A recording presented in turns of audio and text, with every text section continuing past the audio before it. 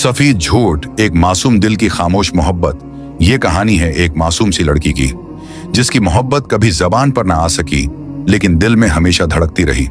फातिमा, एक सादा दिल, खामोश तबीयत की लड़की।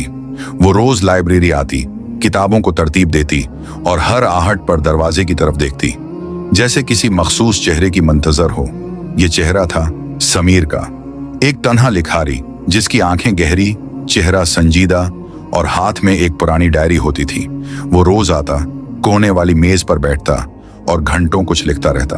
फातिमा ने उससे कभी बात ना की, ना ही समीर ने कोई जमला कहा, लेकिन फातिमा उसकी खामोशी, उसके वजूद और उसकी डायरी से मोहब्बत करने लगी थी।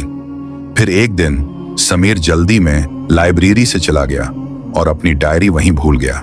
फातिमा ने डायरी लरुस्ते हाथों से उठाई और एक सफ़ा खोला। इस पर लिखा था, मैं रोज उस लड़की को देखने आता हूं जो खामोशी से किताबें तरतीब देती है। शायद मैं उसे कभी कुछ कह न सकूं, लेकिन वो मेरी हर तहरीर की वजह है। फातिमा की आंखें भीग गईं, लब्बों पर एक हल्की सी मुस्कुराहट आ गई। अगले दिन वो पहली बार खुद को संवार कर आई, लेकिन समीर नहीं आया, ना उस दिन ना उसके बाद। लेकिन उस दिन समीर नहीं आया, ना उस दिन ना उसके बाद। आगे क्या हुआ, जरूर देखिए पार्ट 2 में।